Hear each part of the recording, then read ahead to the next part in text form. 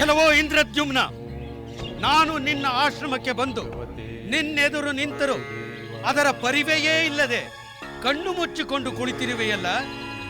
ಬಂದ ಅತಿಥಿಯನ್ನು ಸತ್ಕರಿಸುವುದು ಪರಮ ಕರ್ತವ್ಯವೆಂದು ನಿನಗೆ ತಿಳಿದಿಲ್ಲವೋ? ಇಂದ್ರದ್ಯುಮ್ನ, ಇಂದ್ರದ್ಯುಮ್ನ, ಇಂದ್ರದ್ಯುಮ್ನ!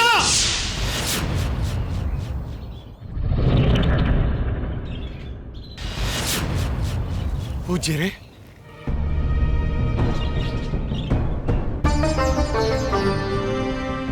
ಎಲ್ಲವೋ ರಾಜ, ನಿನಗೆ ಗುರು ಹಿರಿಯರಿಂದ ಸರಿಯಾದ ಶಿಕ್ಷಣ ದೊರೆತಿಲ್ಲವೆಂದು ಕಾಣಿಸುತ್ತದೆ. ನನ್ನಂಥ ತಪಸ್ವಿಯನ್ನು ಅವಮಾನಪಡಿಸಿದ ನೀನು ದುಷ್ಟ, ದುರಾತ್ಮ, ಆನೆಯಂಥ ಜಡಬುದ್ಧಿಯವನು ನೀನು. ನಾನು ಬಂದರೂ ಗಮನವಿಲ್ಲದೆ ಆನೆಯಂತೆ ಮದೋನ್ಮತ್ತನಾಗಿ ಕರ್ತವ್ಯ ಭ್ರಷ್ಟನಾದ ನೀನು ಗಜರಾಜನಾಗಿ ಹುಟ್ಟುವಂತಾಗಲಿ.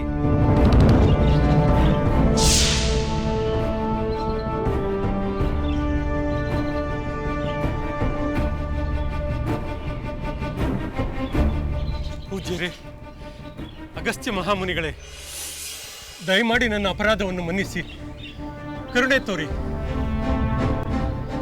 ಖಂಡಿತ ನನಗೆ ನಿಮ್ಮನ್ನು ಅಪಮಾನಿಸುವ ಉದ್ದೇಶವಿರಲಿಲ್ಲ. ಶ್ರೀಹರಿಯ ಧ್ಯಾನದಲ್ಲಿ ಮಗ್ನನಾಗಿ ಮೈ ಮರೆತಿದ್ದ ನನಗೆ ನೀವು ಆಗಮಿಸಿದ್ದು ಗಮನಕ್ಕೆ ಬರಲಿಲ್ಲ. ಕೃಪೆ ತೋರಿ ಪೂಜ್ಯರೇ, ನೀವು ಕೊಟ್ಟ ಶಾಪವನ್ನು ಉಪಸಂಹಾರ ಮಾಡಿ ನನ್ನನ್ನು ಉದ್ಧರಿಸಿ. ಇಲ್ಲ, ಸಾಧ್ಯವಿಲ್ಲ. ನಾನು ಕೊಟ್ಟ ಶಾಪವನ್ನು ಹಿಂದಕ್ಕೆ ತೆಗೆದುಕೊಳ್ಳುವುದು ಸಾಧ್ಯವೇ ಇಲ್ಲ. ಮುನೀಂದ್ರ, ದಯಮಾಡಿ ನನ್ನ ಶಾಪ ವಿಮೋಚನೆಯ ದಾರಿಯನ್ನಾದರೂ ತಿಳಿಸಿ, ನನ್ನನ್ನು ಅನುಗ್ರಹಿಸಿ. ಸರಿ, ನೀನು ಗಜರಾಜನಾಗಿ ಹುಟ್ಟಿ ಹಲವು ಕಾಲವಾದ ಮೇಲೆ ಒಮ್ಮೆ ಮಹಾ ಸಂಕಟಕ್ಕೆ ಸಿಲುಕುತ್ತೀಯ. ಆಗ ನಿನಗೆ ಪೂರ್ವ ಜನ್ಮದ ಹರಿಭಕ್ತಿಯ ಸ್ಮರಣೆಯುಂಟಾಗುತ್ತದೆ. ಆಗ ನೀನು ಶ್ರೀಹರಿಯ ಸ್ತೋತ್ರ ಮಾಡಿದಾಗ ನಿನ್ನ ಶಾಪ ವಿಮೋಚನೆಯಾಗುತ್ತದೆ, ನಿನಗೆ ಸದ್ಗತಿ ದೊರೆಯುತ್ತದೆ.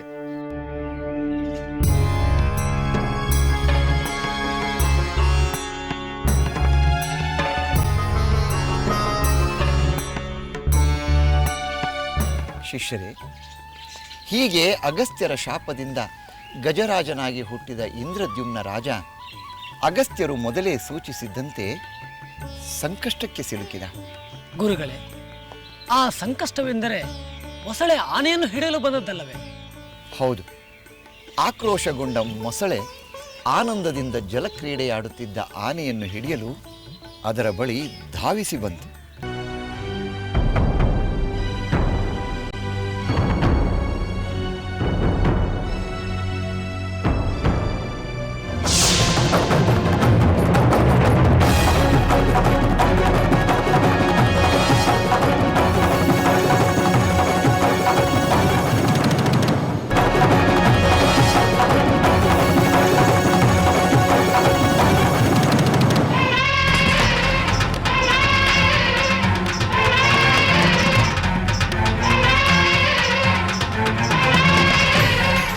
ಗುರುಗಳೇ, ಆನೆ ಮತ್ತು ಮೊಸಳೆಗಳ ನಡುವಿನ ಸೆಣಸಾಟ ದೀರ್ಘಕಾಲದವರೆಗೆ ಬಹಳ ಭೀಕರವಾಗಿ ನಡೆಯಿತಲ್ಲವೇ? ಹೌದು, ಮೊಸಳೆಯೂ ಬಲಿಷ್ಠವಾಗಿತ್ತು, ಆನೆಯೂ ಬಲಿಷ್ಠವಾಗಿತ್ತು. ಆದರೆ ಕ್ರಮೇಣ ಆನೆಯ ಬಲಗುಂದ ತೊಡಗಿತು.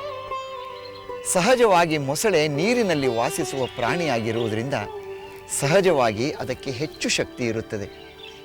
ಅದು ಬಲಗುಂದಿದ ಆನೆಯನ್ನು ನೀರಿನಲ್ಲಿ ಎಳೆಯಲು ಪ್ರಯತ್ನಿಸಿತು. ಗುರುಗಳೇ, ಅಷ್ಟು ಶಕ್ತಿವಂತವಾದ ಆ ಮೊಸಳೆಯು ನಿಜವಾದ ಮೊಸಳೆಯಾಗಿರಲಾರದು.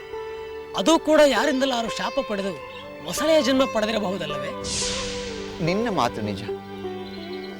ಅದು ಒಂದು ಶಾಪಗ್ರಸ್ತ ಜೀವಿಯೇ. ಅದು ಹಿಂದೆ ಸಜ್ಜನರಾದ ಮಹರ್ಷಿಯೊಬ್ಬರ ಬಗ್ಗೆ ಅನುಚಿತವಾಗಿ ವರ್ತಿಸಿದ್ದರಿಂದ ಮೊಸಳೆಯಾಗಿ ಜನ್ಮವೆತ್ತುವಂತಾಯಿತು. ಯಾರು ಹಾಗೆ ಅನುಚಿತವಾಗಿ ನಡೆದುಕೊಂಡವರು? ಅವರಿಗೆ ಶಾಪ ಕೊಟ್ಟವರು ಯಾರು ಗುರುಗಳೇ? ಹೇಳುತ್ತೇನೆ, ಅದು ತಿಳಿಯಬೇಕಾದ ವಿಷಯವೇ. ಹಿಂದೆ ಒಂದು ಸಲ ಹೂಹು ಎಂಬ ಗಂಧರ್ವ ತನ್ನ ಪರಿವಾರದೊಡನೆ ಒಂದು ಸರೋವರದಲ್ಲಿ ಜಲಕ್ರೀಡೆಯಾಡುತ್ತಿದ್ದ. ದೇವಲನೆಂಬ ಮಹರ್ಷಿ ಸ್ನಾನ ಮಾಡಲೆಂದು ಅದೇ ಸರೋವರಕ್ಕೆ ಬಂದರು. ಆಗ ಆ ಗಂಧರ್ವ ಮತ್ತು ಮಹರ್ಷಿಯ ನಡುವೆ ಘರ್ಷಣೆಯುಂಟಾಯಿತು.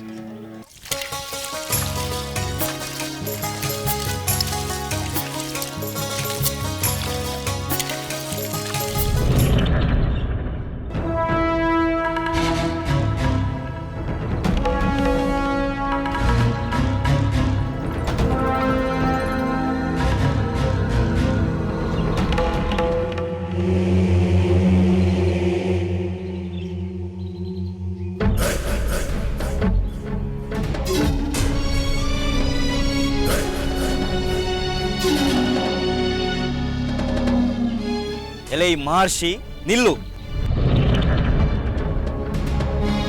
ನೀನು ಈ ಸರೋವರದ ಬಳಿಗೆ ಬರಬೇಡ. ಹಾಗೆ ಹಿಂತಿರುಗಿ ಹೊರಟು ಹೋಗು. ಏಕೆ? ನಾನೇಕೆ ಹೋಗಬೇಕು?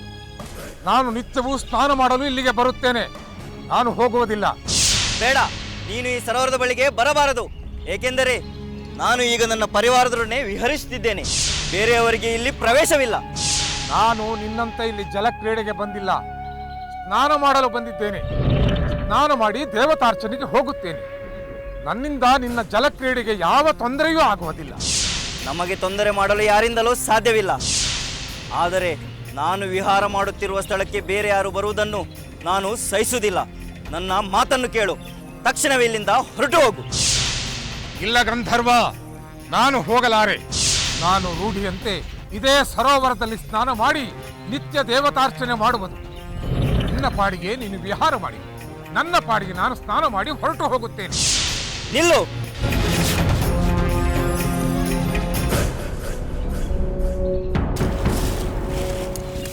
ಎಲೇ ಮುನಿಯೇ, ನನ್ನ ಮಾತುಗಳು ನಿನಗೆ ಅರ್ಥವಾಗುವುದಿಲ್ಲವೇ? ಬರಬೇಡ ಎಂದು ಅಷ್ಟು ಹೇಳುತ್ತಿದ್ದರು ಕೇಳದೆ ಬರುತ್ತಿರುವೆ ಅಲ್ಲ. ನಾನು ಈ ಸರೋವರಕ್ಕೆ ಏಕೆ ಬಂದಿದ್ದೇನೆಂದು ಬಿಡಿಸಿ ಬಿಡಿಸಿ ಹೇಳಿದರು ನೀನು ಅರ್ಥ ಮಾಡಿಕೊಳ್ಳದೆ ನನ್ನನ್ನು ತಡೆಯುತ್ತಿರುವೆಯಲ್ಲ. ಹೌದು, ತಡೆಯುತ್ತೇನೆ. ನನಗೆ ಇಷ್ಟವಿಲ್ಲದ ಕಾರ್ಯವನ್ನು ಯಾರೇ ಮಾಡಲು ಮುಂದಾದರೂ ನಾನು ಅವರನ್ನು ತಡೆಯುತ್ತೇನೆ. ನಾನು ಅಷ್ಟೇ.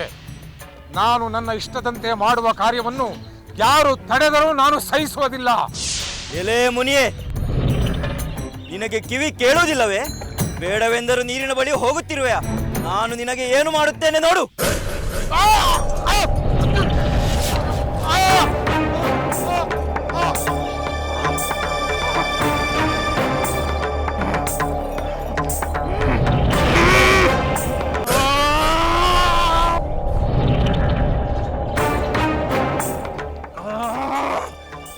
ಜಲವೋ ಪಾಪಿ, ನಿತ್ಯದಂತೆ ಈ ಸರೋವರದಲ್ಲಿ ನನಗೆ ಸ್ನಾನ ಮಾಡಲು ಬಿಡದೆ ಈಗ ನನ್ನನ್ನು ಹಿಂಸಿಸಿದೆಯಾ? ದುಷ್ಟ, ಜಲಕ್ರೀಡೆಯ ನೆಪದಲ್ಲಿ ನನ್ನನ್ನು ಹಿಂಸಿಸಿದ ನೀನು ಪರಪೀಡನೆ ಮಾಡುವ ಮೊಸಳೆಯಾಗಿ ಸದಾ ಈ ನೀರಿನಲ್ಲೇ ಜೀವಿಸು.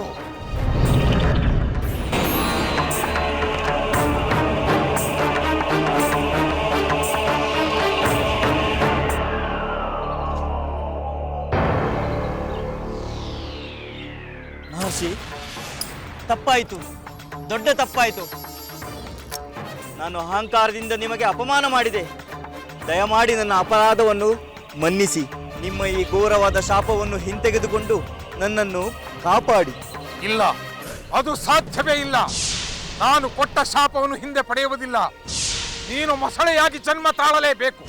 ಮಹರ್ಷಿ, ದಯಮಾಡಿ ನನ್ನ ಪ್ರಾರ್ಥನೆಯನ್ನು ಕೇಳಿ. ನನಗೆ ಮೊಸಳೆಯ ಜನ್ಮ ತಪ್ಪುವುದಿಲ್ಲವೆಂದರೆ ಅದರಿಂದ ನನಗೆ ಹೇಗೆ ಮತ್ತು ಯಾವಾಗ ವಿಮೋಚನೆ ಎಂಬುದನ್ನಾದರೂ ತಿಳಿಸುವ ಕೃಪೆ ತೋರಿ ನನ್ನ ಶಾಪ ವಿಮೋಚನೆಯ ದಾರಿ ತೋರಿಸಿ ಅನುಗ್ರಹಿಸಿ. ಆದರೆ ನಿನ್ನ ಶಾಪ ವಿಮೋಚನೆಯ ಮಾರ್ಗವನ್ನು ತಿಳಿಸುತ್ತೀನಿ. ನೀನು ಮೊಸಳೆಯ ಜನ್ಮ ತಾಳಿ ಹಲವು ವರ್ಷಗಳ ನಂತರ ನೀನಿರುವ ಸರೋವರಕ್ಕೆ ಒಂದು ಗಜರಾಜ ಬಂತು. ನೀನು ಅದನ್ನು ಹಿಡಿದು ನೀರಿಗೆಳೆಯಲು ಪ್ರಯತ್ನಿಸು. ಪ್ರಾಣ ಭಯವನ್ನುಂಟು ಮಾಡು. ಆಗ ಗಜೇಂದ್ರನ ರಕ್ಷಣೆಗೆ ಶ್ರೀಹರಿಯು ಬಂದು ನಿನ್ನನ್ನು ಶಾಪದಿಂದ ಮುಕ್ತಗೊಳಿಸುತ್ತಾನೆ. ಹಾಗೆ ಆಗಲಿ ಮಹರ್ಷಿ, ನಿಮ್ಮ ಕೃಪೆಗೆ ವಂದನೆಗಳು.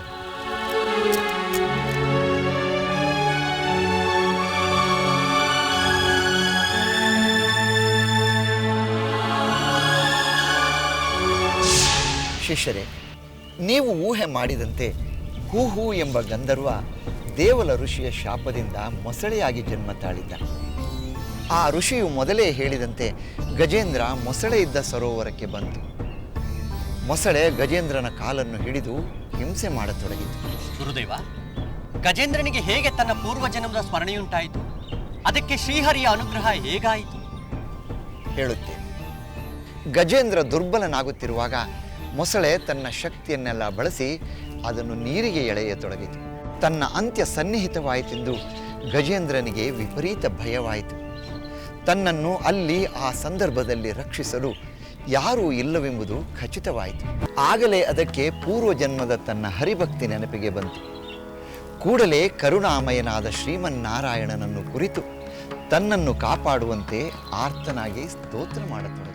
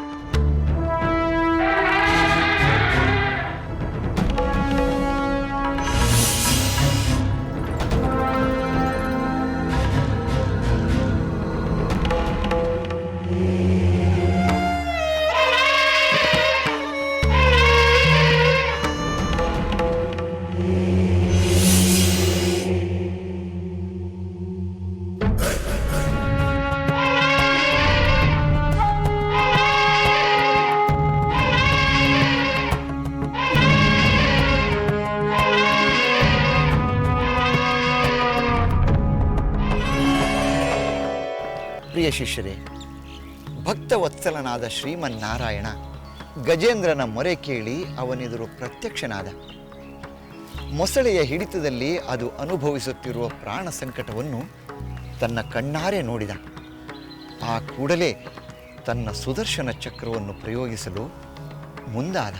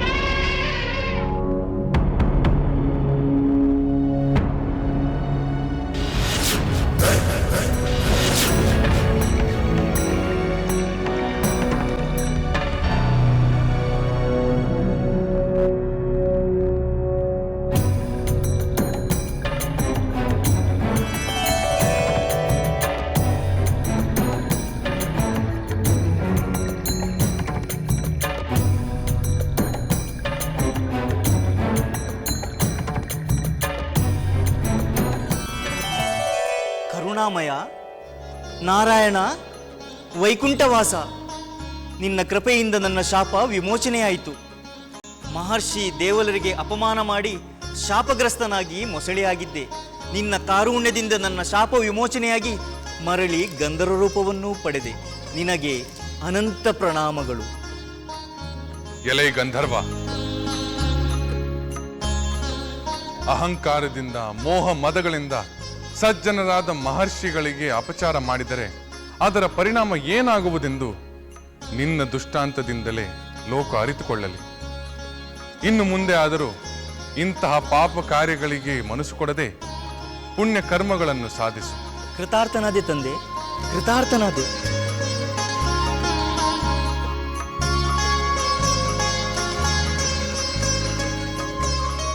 ಇಂದ್ರದ್ಯುಮ್ನ ರಾಜ, ಚಿಂತಿಸಬೇಡ. ನಿನ್ನ ಈ ಗಜ ಜನ್ಮ ಕಳೆದು ನಿನಗೆ ಸದ್ಗತಿ ದೊರೆಯುತ್ತದೆ. ಈ ಜನ್ಮದಲ್ಲಿ ನೀನು ಮಾಡಿದ ನನ್ನ ಸ್ತುತಿಯಿಂದ ನಾನು ಸುಪ್ರೀತನಾಗಿದ್ದೇನೆ. ನಾನು ನಿನಗೆ ಅನುಗ್ರಹ ಮಾಡುತ್ತೇನೆ. ನನ್ನಂತೆ ನಿನ್ನನ್ನು ಸ್ತುತಿ ಮಾಡಿದವರಿಗೂ ನಾನು ಪಾಪದಿಂದ ಮುಕ್ತಿ ನೀಡುತ್ತೇನೆ. ಪುಣ್ಯ ತೀರ್ಥಗಳನ್ನು, ಧರ್ಮ ಗ್ರಂಥಗಳನ್ನು, ಸಕಲ ದೇವತೆಗಳನ್ನು ಸ್ಮರಿಸುವವರಿಗೆ ಒದಗುವ ಉತ್ತಮ ಗತಿ ನಿನ್ನನ್ನು ಸ್ಮರಿಸಿದವರಿಗೂ ಲಭಿಸುತ್ತದೆ. ನಿನಗೆ ಮಂಗಳವಾಗಲಿ.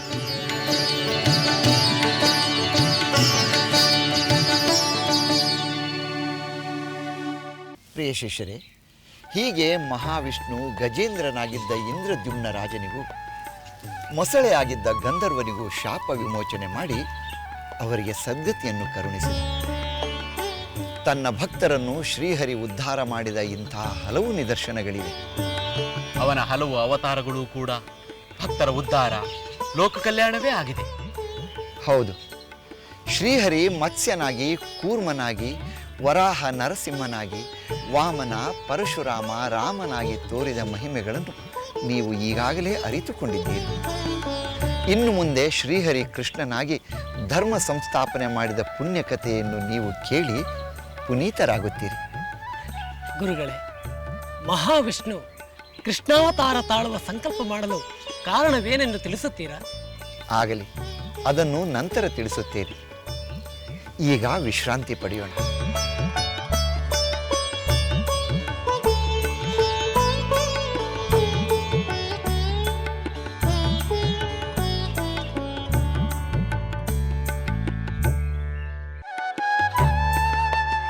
ಶಿಷ್ಯರೇ, 4 ಯುಗಗಳಲ್ಲೂ ಭೂದೇವಿ ನಿರಂತರವಾಗಿ ಜೀವಕೋಟಿಯನ್ನು ಸಲಹುತ್ತಿರುತ್ತಾಳೆ. ಕೃತಯುಗದಲ್ಲಿ ಸಜ್ಜನರೇ ತುಂಬಿದ್ದರು. ಅದು ಮುಗಿದ ನಂತರ ತ್ರೇತಾಯುಗ ಬಂತು. ಪರಶುರಾಮನಿಂದ ದುಷ್ಟ ಕ್ಷತ್ರಿಯ ಕುಲದ ಸಂಹಾರ ಕಾರ್ಯ ನಡೆಯಿತು. ಅದೇ ಯುಗದಲ್ಲಿ ಅವತರಿಸಿದ ಶ್ರೀರಾಮನಿಂದ ಪರಶುರಾಮನ ಸೋಲಾಯಿತು. ರಾಮನಿಂದ ರಾವಣ, ಕುಂಭಕರ್ಣ ಮೊದಲಾದ ರಾಕ್ಷಸರ ಸಂಹಾರವಾಯಿತು. ರಾಮನಿಂದ ಸುಭಿಕ್ಷವಾದ ರಾಮರಾಜ್ಯ ಸ್ಥಾಪನೆ ಆಯಿತು. ಧರ್ಮ ಸಂಸ್ಥಾಪನೆ ಆಯಿತು. ಧರ್ಮ ಕಾರ್ಯಗಳು ಎಲ್ಲ ಕಡೆಯಲ್ಲೂ ಯಜ್ಞ ಯಾಗಾದಿಗಳು ನಡೆಯತೊಡಗಿ ಭೂದೇವಿ ಸಂತೋಷಗೊಂಡಳು. ತ್ರೇತಾಯುಗ ಮುಗಿಯುತ್ತಿದ್ದಂತೆ ಧರ್ಮ ಶಿಥಿಲವಾಗತೊಡಗಿತು. ಭೂಮಿಯಲ್ಲಿ ಅಶಾಂತಿ ಬೆಳೆಯತೊಡಗಿತು. ಸ್ವರ್ಗಚ್ಯುತರಾಗಿದ್ದ ಅನೇಕ ದುಷ್ಟ ರಾಕ್ಷಸರು ರಾಜರಾಗಿ, ಸಾಮಾನ್ಯ ಮಾನವರಾಗಿ ಭೂಮಿಯಲ್ಲಿ ಜನ್ಮ ತಾಳಿ ಅನ್ಯಾಯ ಅಧರ್ಮಗಳು ಸಮೃದ್ಧವಾಗಲು ಕಾರಣರಾದರು. ಕ್ಷತ್ರಿಯ ಸ್ತ್ರೀಯರಲ್ಲಿ ಅಸುರರು ಜನ್ಮ ತಾಳತೊಡಗಿದರು. ದೇವಾಸುರ ಯುದ್ಧದಲ್ಲಿ ಸೋತು ಸ್ವರ್ಗಭೋಗದಿಂದ ವಂಚಿತರಾದ ದೈತ್ಯರು ಭೂಮಿಯಲ್ಲಿ ತಮ್ಮ ಪ್ರಭುತ್ವವನ್ನು ಸ್ಥಾಪಿಸಲು ಬಯಸಿ ಜನ್ಮ ತಾಳಿದರು. ಹೀಗೆ ಹುಟ್ಟುತ್ತಿದ್ದ ಅಸಂಖ್ಯಾತ ದುಷ್ಟ ಜೀವಿಗಳ ಭಾರವನ್ನು ಸಹಿಸಲಾರದೆ ಭೂದೇವಿ ಕಷ್ಟಪಡತೊಡಗಿದಳು.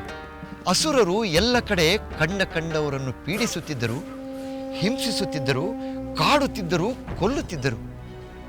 ವೇದ ವಿರೋಧಿಗಳಾದ ಅವರು ಋಷಿಗಳ ಯಜ್ಞವನ್ನು ನಾಶ ಮಾಡುತ್ತಿದ್ದರು, ಅವರನ್ನು ಕೊಲ್ಲುತ್ತಿದ್ದರು. ಈ ಹಿಂಸೆಗಳಿಂದ ನೊಂದ ಭೂದೇವಿ ಚತುರ್ಮುಖ ಬ್ರಹ್ಮದೇವನಲ್ಲಿ ಸಹಾಯಕ್ಕಾಗಿ ಮೊರೆ ಇಟ್ಟಳು.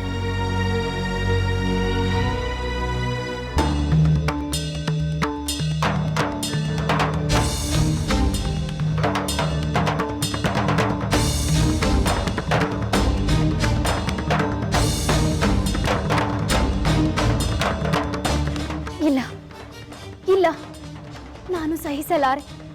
ನನ್ನ ಮೇಲೆ ಜನಿಸುತ್ತಿರುವ ಈ ಅಸಂಖ್ಯಾತ ದುಷ್ಟರ ಭಾರವನ್ನು ನಾನು ಸಹಿಸಲಾರೆ.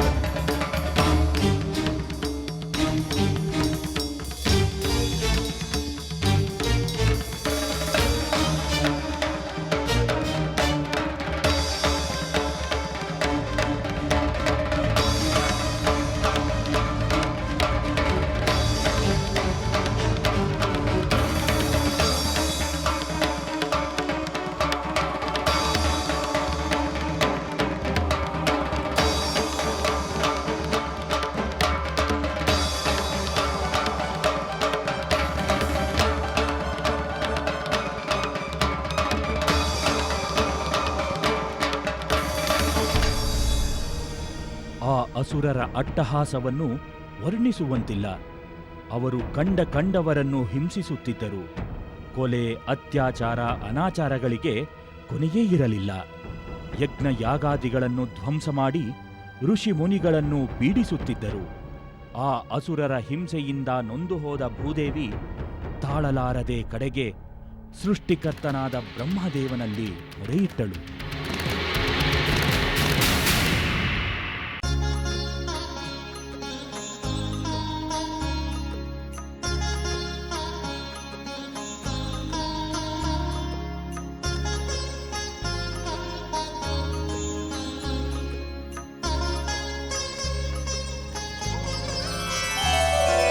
पितामह पाहि मां रक्ष मां पाहि मां रक्ष मां।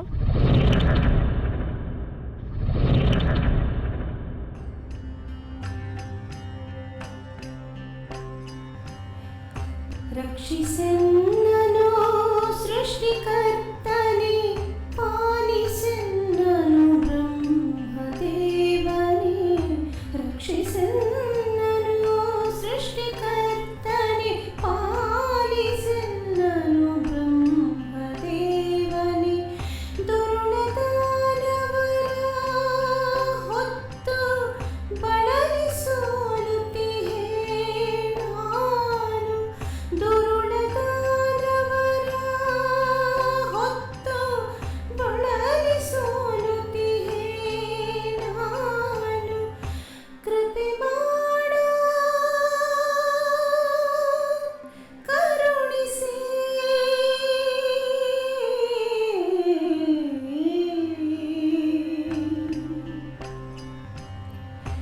ರಕ್ಷಿಸೆನ್ನನು ಸೃಷ್ಟಿಕರ್ತನೆ ಪಾಲಿಸೆನ್ನನು ಬ್ರಹ್ಮದೇವನೇ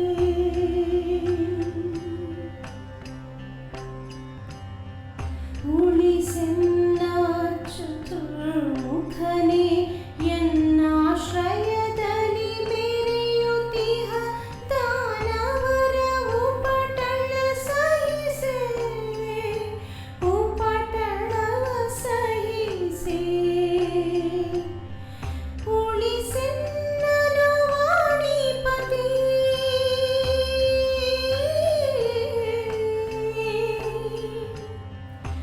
ಉಳಿಸೆನ್ನನು ವಾಣಿಪತಿ ಕಮಲಾಸನನೇ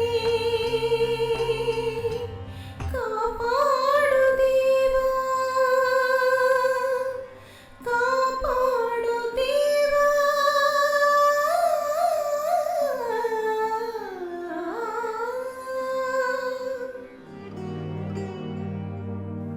ಭೂದೇವಿ, ಇದೇನಿದು? ಏಕೆ ಹೀಗೆ ಆರ್ತಳಾಗಿ ಮೊರೆ ಇಡುತ್ತಿರುವೆ? ಏನಾಯಿತು? ಯಾರಿಂದ ನಿನ್ನನ್ನು ರಕ್ಷಿಸಬೇಕು? ಯಾವ ಆಪತ್ತಿನ ಆತಂಕವನ್ನು ಹೊತ್ತು ಇಲ್ಲಿವರೆಗೂ ಧಾವಿಸಿ ಬಂದಿರುವೆ? ಪಿತಾಮಹ, ಸಕಲ ಚರಾಚರಗಳ ಸೃಷ್ಟಿಕರ್ತನಾದ ನಿನಗೆ ನನ್ನ ಸಂಕಟವೇನೆಂದು ತಿಳಿಯದೆ ಎಂಥ ಹಿಂಸೆಯಿಂದ ನಾನು ನೋಯುತ್ತಿರುವೆನೆಂದು ನಿನಗೆ ತಿಳಿದಿಲ್ಲವೇ ದೇವ? ಪಿತಾಮಹ, ಕೃತ ತ್ರೇತಾಯುಗಗಳಲ್ಲಿ ಅನೇಕ ದುಷ್ಟ ರಾಕ್ಷಸರು ಜನ್ಮ ತಾಳಿದರು. ಕಡೆಗೆ ಅವರೆಲ್ಲರ ಸಂಹಾರವಾಯಿತು. ಸಾಧು ಸಜ್ಜನರ ಸಂಖ್ಯೆ ಹೆಚ್ಚಾಗಿ ಧರ್ಮ ಸಂಸ್ಥಾಪನೆಯಾಯಿತು. ಆದರೆ ಈ ದ್ವಾಪರ ಯುಗದ ಆರಂಭದಲ್ಲೇ ದೈತ್ಯ ಸಂಕುಲ ಅಸಂಖ್ಯಾತವಾಗಿ ಬೆಳೆದು ಅಧರ್ಮ ಅಶಾಂತಿ ತಾಂಡವವಾಡುತ್ತಿದೆ. ಸಾಧು ಸತ್ಪುರುಷರಿಗೆ ನೆಮ್ಮದಿಯೇ ಇಲ್ಲದಂತಾಗಿದೆ ದೇವ. ಆ ದುಷ್ಟರು ಯಜ್ಞ ಯಾಗಾದಿಗಳನ್ನು ಧ್ವಂಸ ಮಾಡುತ್ತಿದ್ದಾರೆ. ಅವರ ಪೀಡನೆಯಿಂದ ಧರ್ಮನಾಶವಾಗುತ್ತಿದೆ. ದೇವ, ನನ್ನ ಒಡಲಲ್ಲಿ ನಡೆಯುತ್ತಿರುವ ಆ ಘೋರ ಪಾತಕಗಳನ್ನು ಸಹಿಸಲಾರೆ. ಆ ದುಷ್ಟರನ್ನು ಹೊರುವ ಹಿಂಸೆಯನ್ನು ನಾನು ತಾಳಲಾರೆ ಪಿತಾಮಹ. ಕಾಪಾಡಬೇಕು, ನೀನೇ ಕಾಪಾಡಬೇಕು. ಅನ್ಯತಾ ಶರಣಂ ನಾಸ್ತಿ. ಶಾಂತಳಾಗು ಭೂದೇವಿ, ಧೈರ್ಯ ತಂದುಕೋ. ಭೂಮಿಯಲ್ಲಿ ಜನ್ಮ ತಾಳಿರುವ ಅಗಣಿತ ಅಸುರರ ದುಷ್ಟ ಕಾರ್ಯಗಳು ನನಗೆ ತಿಳಿದಿವೆ. ಅವರ ಅಟ್ಟಹಾಸ ಅಂಕೆ ಮೀರುತ್ತಿದೆ ಎಂಬುದು ನನಗೆ ಗೊತ್ತು. ಚಿಂತಿಸಬೇಡ, ನಿನ್ನ ಸಂಕಷ್ಟಕ್ಕೆ ಖಂಡಿತ ಸೂಕ್ತ ಪರಿಹಾರ ದೊರೆಯುತ್ತದೆ. ಸ್ವಾಮಿ, ಈ ಭೂದೇವಿಯ ಸಂಕಟವನ್ನು ನೋಡಿ ನನಗೂ ಮರುಕ ಉಂಟಾಗುತ್ತಿದೆ. ದಯಮಾಡಿ ಇದಕ್ಕೆ ಪರಿಹಾರವೇನೆಂದು ಹೇಳಿ. ದೇವಿ ಸರಸ್ವತಿ, ನಿನ್ನಂತೆ ನನ್ನಲ್ಲೂ ಭೂದೇವಿಯ ಸಂಕಟಕ್ಕೆ ಮರುಕ ಉಂಟಾಗುತ್ತಿದೆ. ಅದಕ್ಕೆ ಪರಿಹಾರವೇನೆಂಬುದನ್ನು ನಾನು ಯೋಚಿಸಿ ಆಯಿತು. ಅದೇನೆಂದು ಬೇಗ ಹೇಳು ಪಿತಾಮಹ. ನಿನ್ನ ಸಮಸ್ಯೆಯ ಪರಿಹಾರಕ್ಕಾಗಿ ನಾನು ದೇವತೆಗಳನ್ನೆಲ್ಲ ಇಲ್ಲಿಗೆ ಕರೆಸುತ್ತಿದ್ದೇನೆ. ಭೂದೇವಿಯ ಸಮಸ್ಯೆಗೂ ದೇವತೆಗಳಿಗೂ ಏನು ಸಂಬಂಧ ಸ್ವಾಮಿ? ಇದೇ ದೇವಿ, ಸಂಬಂಧವಿದೆ. ದೈತ್ಯರು ಹೇಗೆ ಭೂಮಿಯಲ್ಲಿ ಜನ್ಮ ತಾಳುತ್ತಾರೋ ಹಾಗೆಯೇ ದೇವತೆಗಳು ಕೂಡ ಜನ್ಮ ತಾಳುತ್ತಾರೆ. ಅವರು ದುಷ್ಟ ದೈತ್ಯರನ್ನು ಸಂಹರಿಸಿ ಸಜ್ಜನರನ್ನು ರಕ್ಷಿಸಿ ಧರ್ಮಸ್ಥಾಪನೆ ಮಾಡುತ್ತಾರೆ. ದೈತ್ಯ ಸಂಹಾರದಿಂದ ಭೂಭಾರ ಕಡಿಮೆಯಾಗುತ್ತದೆ. ಭೂದೇವಿ, ಎಲ್ಲವೂ ಸುಗಮವಾಗುತ್ತದೆ. ನೀನು ನಿಶ್ಚಿಂತಳಾಗು. ಧನ್ಯೋಸ್ಮಿ ಪಿತಾಮಹ, ಧನ್ಯೋಸ್ಮಿ. ಬ್ರಹ್ಮವಾಕ್ಯವೆಂದರೆ ಅದೇ ವೇದವಾಕ್ಯ, ಅದೇ ಸತ್ಯವಾಕ್ಯ. ದೇವತೆಗಳ ಆಗಮನವನ್ನು ನಾನು ನಿರೀಕ್ಷಿಸುತ್ತೇನೆ. ಅಪ್ಪಣೆ ಕೊಡು ದೇವ.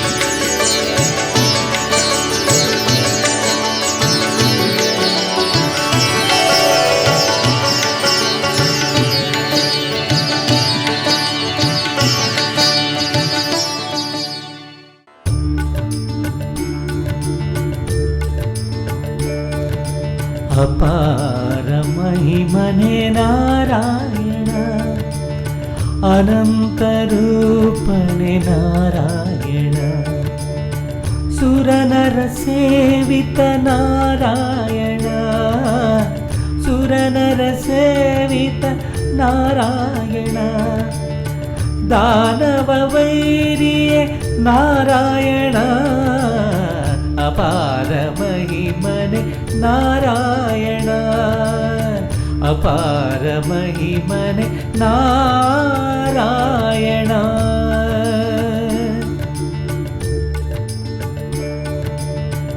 ಅಸುರರಳಿಸಿ ಧರ್ಮವನುಳಿಸಲು ಸುಜನರ ಪೊರೆದು ಸದ್ಗತಿ ನೀಡಲು ಯುಗ ಯುಗದಲ್ಲಿ ಅವತಾರ ತಾಳಿ ನಾರಾಯಣ ನಾರಾಯಣ. ಯುಗ ಯುಗದಲ್ಲಿ ಅವತಾರ ತಾಳಿ ದಾನವದ ಮನಕ್ಕೆ ಮಾಡುವೆ ದಾಳಿ, ದಾನವದ ಮನಕ್ಕೆ ಮಾಡುವೆ ದಾಳಿ, ಅಪಾರ ಮಹಿಮನೆ ನಾರಾಯಣ. ಮೀನಿನ ರೂಪದಿ ವೇದವನುಳಿಸಿದೆ, ಕೂರ್ಮನಾಗಿ ಮಂದರವನೆತ್ತಿದೆ, ನರಮೃಗ ರೂಪದಿ ಅಸುರರ ಅಳಿಸಿದೆ, ಮಾನವ ರೂಪದಿ ದೈತ್ಯರ ಗೆಲಿದೆ, ಮಾನವ ರೂಪದಿ ದೈತ್ಯರ ಗೆಲಿದೆ, ಅಪಾರ ಮಹಿಮನೆ ನಾರಾಯಣ, ಅನಂತ ರೂಪನೆ ನಾರಾಯಣ, ಸುರನರ ಸೇವಿತ ನಾರಾಯಣ, ಸುರನರ ಸೇವಿತ ನಾರಾಯಣ, ದಾನವ ವೈರಿಯೇ ನಾರಾಯಣ, ಅಪಾರ ಮಹಿಮನೆ ನಾರಾಯಣ, ಅಪಾರ ಮಹಿಮನೆ ನಾರಾಯಣ.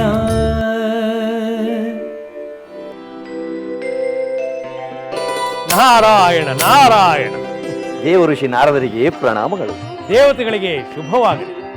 ವಿಜಯೀ ಭವ ವಿಜಯೀ ಭವ. ನಾರದರೇ, ಆಸೀನರಾಗಿ. ಇದೇನು ನಾರದರೇ, ಇಂದು ನಿಮ್ಮ ಅನುಗ್ರಹ ವಿಚಿತ್ರವಾಗಿದೆಯಲ್ಲ. ನಾವೀಗ ಯಾರ ಮೇಲೆ ವಿಜಯ ಸಾಧಿಸಬೇಕಾಗಿದೆ? ಇನ್ಯಾರ ಮೇಲೆ? ಅನುಗಾಲವು ನಿಮ್ಮನ್ನು ಕಾಡುವ ವೈರಿಗಳೆಂದರೆ ಅಸುರರಲ್ಲವೇ? ಅವರ ಮೇಲೆ ತಾನೇ ನೀವು ವಿಜಯ ಸಾಧಿಸಬೇಕು. ನಾರದರೇ, ಈಗ ನಮ್ಮನ್ನು ಕಾಡಲು ಯಾವ ಅಸುರರಿದ್ದಾರೆ? ರಾಮಾವತಾರದಲ್ಲಿ ಶ್ರೀಮನ್ನಾರಾಯಣನು ಎಲ್ಲಾ ಅಸುರರನ್ನು ಸಂಹರಿಸಿದನಲ್ಲ. ದೇವೇಂದ್ರ, ನೀವೆಲ್ಲ ಇನ್ನು ತ್ರೇತಾಯುಗದಲ್ಲಿ ಇರುವಿರಾ? ಒಂದು ಸಾರಿ ನಿಮ್ಮ ದಿವ್ಯ ದೃಷ್ಟಿಯನ್ನು ತೆರೆದು ನೋಡಿ.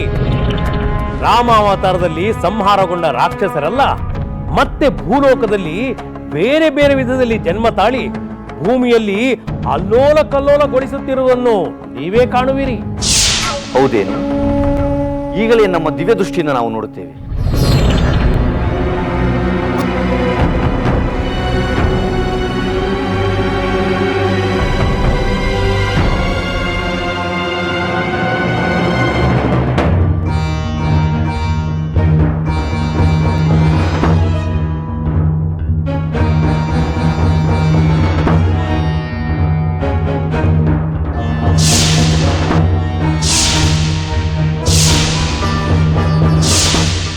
ನಿಮ್ಮ ಮಾತು ಸತ್ಯನಾರದರೆ, ಅಧರ್ಮದಿಂದ ಭೂಲೋಕದಲ್ಲಿ ಅಟ್ಟಹಾಸ ಮಾಡುತ್ತಿರುವವರು ಅಸುರರೆಂಬುದರಲ್ಲಿ ಸಂದೇಹವೇ. ಭೂಮಿಯನ್ನು ಅತಿಕ್ರಮಿಸಿ ಪೀಡಿಸುತ್ತಿರುವ ಆ ದುಷ್ಟರಿಂದ ಭೂದೇವಿ ಸಂತಾಪ ಪಡುತ್ತಿರುವಾಗ ಲೋಕಪಾಲಕರಾದ ನೀವು ಸುಮ್ಮನಿರುವುದು ತರವೇ? ಆದರೆ ಆ ಅಸುರರನ್ನು ಎದುರಿಸುವುದು ಹೇಗೆ ನಾರದರೆ? ಅದನ್ನು ಆ ಪಿತಾಮಹ ಬ್ರಹ್ಮನೇ ಬಲ್ಲ. ಅಂದರೆ ನಾವು ಪಿತಾಮಹನನ್ನು ಕಾಣಲೇಬೇಕಲ್ಲವೇ? ಹೌದು ದೇವತೆಗಳೇ, ಪಿತಾಮಹನು ನಿಮ್ಮ ನಿರೀಕ್ಷೆಯಲ್ಲಿದ್ದಾನೆ. ದೈತ್ಯರು ಉಪಟಳದಿಂದ ನೊಂದ ಭೂದೇವಿ ಪಿತಾಮಹನಲ್ಲಿ ಮೊರೆ ಇಟ್ಟಳು. ಭೂದೇವಿಯ ದುಃಖ ಪರಿಹಾರಕ್ಕೆ ಏನು ಮಾಡಬೇಕೆಂದು ಪಿತಾಮಹನು ನಿಮಗೆಲ್ಲ ಸೂಚನೆ ನೀಡಲಿದ್ದಾನೆ. ಈ ಕೂಡಲೇ ನೀವು ಸೃಷ್ಟಿಕರ್ತನ ಬಳಿಗೆ ಹೋಗಿ. ಹಾಗೆ ಆಗಲಿ. ನಾರಾಯಣ ನಾರಾಯಣ.